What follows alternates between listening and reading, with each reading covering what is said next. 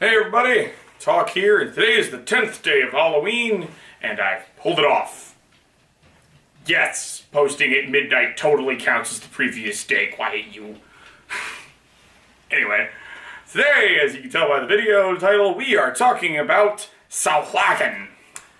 That is actually how you pronounce it, honestly. It is Sahuagin. I know it's not spelled that way. I don't know why it's pronounced that way, but it's pronounced Sahuagin. If you don't believe me, go play DDO.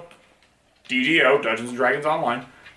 The entire opening quest line is about fighting Sahuagin on a mountain. It's a really fun quest line, actually.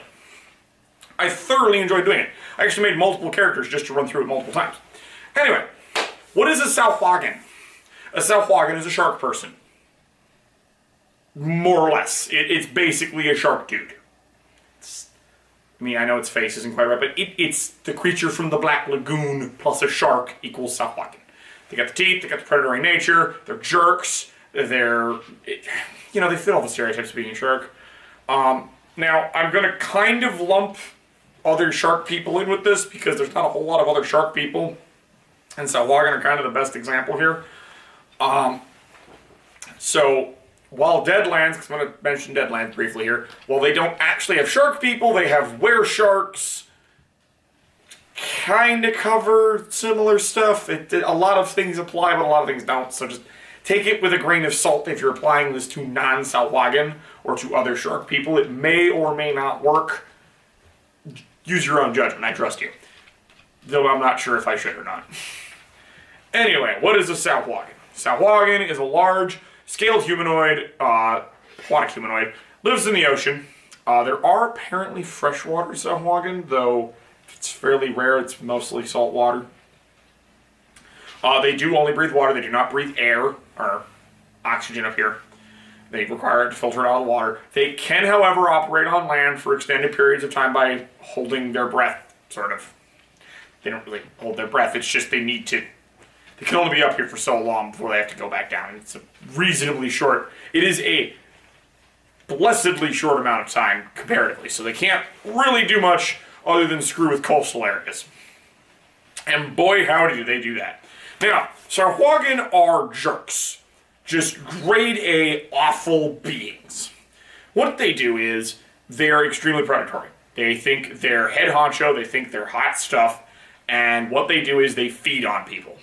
They will happily eat humanoids. They eat sea elves, they eat water, or aqua elves, or water elves. Water elves and sea elves are not technically the same thing, by the way, just so you know that. Think basically mer people, they will eat them. They go after pretty much everything that's not a Sahuagin, they'll go after. Meaning, people on boats, which could be me, you, or anyone else, they'll totally raid ships. They have no problem swimming on up, diving onto the ship, or throwing nets on the ship, and then dragging people into a watery grave where they freaking eat you. So this is the whole shark thing kicking in. They really do act like sharks. Blood in the water? Frenzy. They're gonna frenzy like crazy. Now, I'm not going to go into their culture because their D&D based culture is pretty generic, really. It's not terribly interesting. So I will leave that mostly up to your particular DMs or whoever else is, you or your DM or whoever wants to run that, or the setting you happen to be running things in. Sahuagin generally are the predatory raider-ish people. They're like orcs that live in the ocean, but generally slightly smarter, and frankly, I find them more terrifying because every time you're fighting them, it's unfair. Even if you were to fight, alright, let's say I'm on a boat, I'm fighting a Sahuagin on a ship, he's actually not that inconvenienced by being out of the water. Sure, he's not liking the whole fact that he's not getting a proper amount of oxygen, but he can fight up here totally fine without issue. I get dragged in the water, I'm screwed. I'm at a terrible disadvantage. Not only is this a terrible weapon, my katana here, which pretend to cutlass, because I don't actually own a cutlass. Here, it's a terrible weapon for being in the water. Now, my trusty pointed stick it's okay in the water. I mean, this particular one would not be. It's far too long, and as I'm in the water, I can't really get any good thrusts going on. Now, if it was shorter, about here forward, I could get a little more motion going on here with some double-handed stabs. But, yeah, so not great. Don't go in the water. Do not get dragged into the water by a Sahuagin. You're probably going to die. Unless you have some sort of ability that lets you move freely in the water. And if that happens, thrusting swords. Nice stabby swords are your friend. Stab things in the water. Don't swing. Don't chop. Chopping is bad. Blunt objects are even worse. Stabbing. Nice fluid motions are your friend here. Which is why Sahuagin mostly use spears. They use tridents. They use long pointed objects. I'm fairly certain they have stabbing swords as well. It's a matter of personal preference. They also have claws. Did I mention they have claws? They have claws. They have clawed hands. They will claw you with those. They will also bite you with those. Other than that, they also have mages. Because, of course, they have mages. We have to make this worse. Generally, they're water clerics. Or if they are because they're generally not going... They don't go with the arcane arts. This appears to be true of shark people kind of across genres. I generally don't see that. Where sharks don't generally have cultures, so they're kind of out. But most shark people, and those are blessedly rare, don't generally have a lot of arcane casting going on. Priestly stuff, that's a little more common, which is what's going on with the Sahuagin. They worship the Devourer. This appears to be true across settings. The Devourer just changes kind of what it is. If I recall correctly, it's a giant demon shark from the abyss by default. It can kind of be anything you want. It could be some giant super kraken. It could be a ginormous anglerfish, if you wanted. It could be the true Leviathan, if you wanted. It could be a great many things. It could be Jormungand, if you wanted to go a little Norse here. Or Jormungandr. Whatever its Norse words. I'm not going to try to pronounce that correctly. There's too many consonants! It's like I'm trying to read Cthulhu. Okay, it's not that bad, whatever. Anyway, so they worship the Devourer because their whole culture revolves around eating stuff. Kind of like the Grell. They are the great devourers. They're great hunters. It's not quite as bad as the Grell, where it's literally their entire world's divided on that. They're just like, no, we're the predators. We're predators, you're prey, you suck. Anyway, so they're like, they accept that sometimes prey can fight back. They accept that fact, but it doesn't matter because they're still better than you in their eyes. I think they're a bunch of horrendous monsters that want to eat me, and therefore I will give them the business end of my sword, thank you very much. And maybe throw some magic at them if I have it. Or if I have a gun, I'll just shoot them in the face. But the upside is unless you're near water, and by all odds, unless you're on the actual ocean proper, you're not going to run into Sahuagin. However, remember how I said there could be freshwater Sahuagin? There could be freshwater Sahuagin. They also could show up in caves because of this. So if you happen to be in a cave that has a river going through it, particularly one that's by the ocean, you might want to watch out for Sahuagin. Because there may be submerged caves that they live in. So you fumbling around in your armor up here, they might find you. And by the way, that's why I'm not wearing armor right now. I don't want to be in scale mail or something, scale or lamellar or plate, God forbid, and get dragged into the water because you think I was hosed before? You're in that, you're going to sink like a rock. It's going to be horrible. It's partially why people didn't wear a whole lot of metal armor on boats. That and sea salt does not go well with metal. You'll rust like crazy. Brigandine is your friend now. Coats of plates are okay. General, decent amounts of movement there. It's not also terribly heavy, so you should be able to swim in it. That really, it depends on your armor and your own ability to swim. Really is how this goes. So, if you're a good swimmer, you might be able to swim in full plate. I still wouldn't advise swimming in full plate, by the way, so don't do that. That's a terrible plan, just in general, because of all the extra weight. It screws your buoyancy. So, the Sahuagin will completely take advantage of this. The upside is Sahuagin really don't wear armor. If they do, it's probably shark hide or similar deep-sea creatures, and they've just they're basically wearing a really thick hide or leather gambeson at best, so it's never an insurmountable problem. Other benefits are the fact that while they don't have arcane casters, since they don't have arcane casters, most of their casters are either going to just summon things to assist them in battle or just buff the dudes, which is a problem, but at least you won't be sucking a fireball down your throat. So, thank God for small mercies. Beyond that, Sahuagin have some other weird traits beyond just the fact that they will have shamans, which will either be druids or clerics, of course. Just to point out that they will have both aspects of divine magicking and probably some other crap too. But again, this completely depends on your DM. They totally can take class levels. There's also the occasional Sahuagin that is born that has 2 sets of arms. One up here and then one slightly down there. They are fully functional sets of arms. They work perfectly fine. And these are the guys that are going to dual wield the great swords. Or, in what probably be the appropriate name, long swords. They will dual wield proper, long swords. Or they will be dual wielded, in their probable case, they'll probably be dual wielding spears. I don't have a second spear, so forgive me. But they'll be totally dual wielding spears because they have a second set of arms to stabilize. So they can actually do that. Other ridiculous things they could be doing. In D&D terms, this doesn't stack, but they could totally have shield sword and then shield sword. They can actually properly dual wield. As ridiculous as it seems, but they can totally have 2 shields. Have fun fighting that. I don't want to do that. Realistically, probably put both shields on the bottom and both swords on top, and then they can attack down at you. Because Sahuagin are a little on the tall side.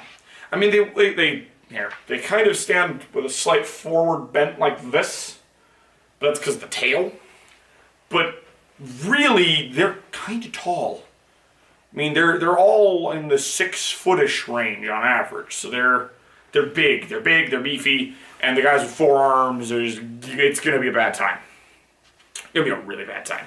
Now, how does one fight Sahuagin? Well, it's really simple. Don't get dragged off the boat. I'm not even kidding. Just don't get dragged off the boat and you can probably be okay. Because once you're fighting them on dry land, or damp land, I guess, it turns into just another fight with anything else. It's normal combat. Just, keep them at bay, use your superior reach, use superior tactics. They are generally a little more bloodthirsty. It's the whole shark thing, blood in the water. They smell blood, they go a little crazy. So just be aware of that. When they go a little crazy, don't go for, disabling shots. You stab that sucker straight in the sternum, or right underneath the sternum. Make sure you hit his back.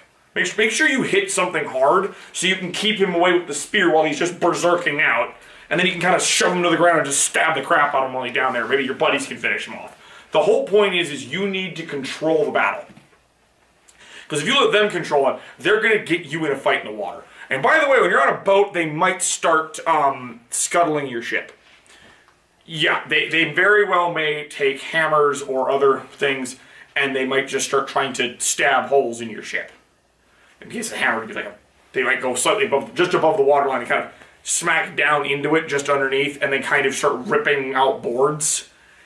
It's not terribly simple. I know it's not that easy, but especially if they have a mage with them, or especially a druid. God forbid they have a druid. You can just swim up right underneath, hit the keel of your ship, cast wood warp, and now you've got water coming in on the seams. It's a problem. Don't be very aware of that. Now, if you have your own mage, feel free to just start boiling the water. Honestly, I'm not even kidding. Throw fireballs in the water. There's various spells that create boiling water. That's what fire spells do when they're underwater. They just kind of boil it. It's kind of why I'm pretty sure most fire spells in D&D are actually you just shooting out really intense bursts of microwaves that just happen to show up in our visual spectrum, which is really cool, actually. So yeah, do that. Electricity is fine, so long as you're not in the water. In acid, they don't have any particular weaknesses, but they don't have anything they're terribly resistant to either. So, yeah, go ballistic. Shoot them, stab them, shoot them some more, hit them with a cannon, drop large objects on them, run them over with the ship if possible. You have a lot of options to work with here. You just gotta be sure not to stay too close in. If they get in close, they're gonna use their greater size and their admittedly averagely higher strength. If you're an adventurer, you're probably stronger than they are, but that's because you are an exceptional person. And then they'll try to get into a grapple with you, and they have an advantage in the grapple. They have natural weapons. They can start biting you, they can start clawing into you, they can try to maneuver the grapple to get you over the side of the boat or into the water, depending on where you're fighting. Also, just be on the lookout for nets and lassos and man catchers, because they'll try to nab you with those. Interestingly, you can use those too against them. Because honestly, if you were to throw a net on one and then just piton the, let's say we're in a cave here. So I'm going to throw a net on a Sahuagin, and then my buddy, Dwarf McStout, is going to slam a piton into the wall, and it's attack, that statue chain. If he can't get in the water, he's going to die. Now, That's not going to take him out of the battle immediately, but the point is you can just kind of leave him there. If you can just get out of range of the chain and he can't get out of that net, because you might honestly use a chain link net. Those do exist in D&D, by the way. Or a net made out of... I'm not going to advocate using nets made out of riverine, because riverine is some bullshit. But you just make it out of a stout material, and, you know, nice chain nets. They do exist. They're a little heavy, but they're there. You can throw that on them, and then just stake them to the ground, and they're stuck. Basically, any way you can stop them from moving and prevent them from getting back into the water really works. There's numerous spells that dehydrate things. That will totally screw up a Sahuagin. Beyond that, like I said, nothing terribly in particular to deal with a Sahuagin. Stab them, shoot them, drop objects on them, slam them into the ground, anything like that. It works fine. Nothing terribly fancy. An interesting one is you could, and I'm not sure how effective this would be, it's a theory, because they blood frenzy a little. Well, let's say I stab a Sahuagin, and then our barbarian, Sparta kicks him into the water. Well, he's bleeding. He very well may be attacked by his fellows. It can happen. Not saying it's gonna happen. I'm not saying you should try this strategy all the time. I'm just saying it's a possibility. On top of this, running away is an option. You are in a boat. If you can get the boat moving, or ship, or whatever it is you're in, if you can get it moving, you can probably go faster than they can swim, or at the very least, you can win in a long race. Because if it's a marathon, you're going to win this one, because you aren't going to get tired. Especially if it's a sail-driven vessel, you won't get tired. If it's roar-driven, it's a little more of an issue here. But they have to swim after you. So if you have to just hold them off, so you can just turn it into a war of attrition. Just hold it off long enough, and then you can start just shoving them off the boat, and eventually you'll get away, and they won't be able to keep up anymore. So you'll have put enough distance in. But killing them, they die just like everything else. Just be aware they have slightly harder hides than normal. They're stronger than average, and they're absolutely unforgivably brutal. But other than that, manageable. Just don't go in the water. Just don't go in the water. That's a death sentence. I'm going to try that home one last time. Don't go in the water. It's a death sentence. Now, that being said, hope you enjoyed the video. Remember to like, share, subscribe. Leave a comment below. Peace out, everybody.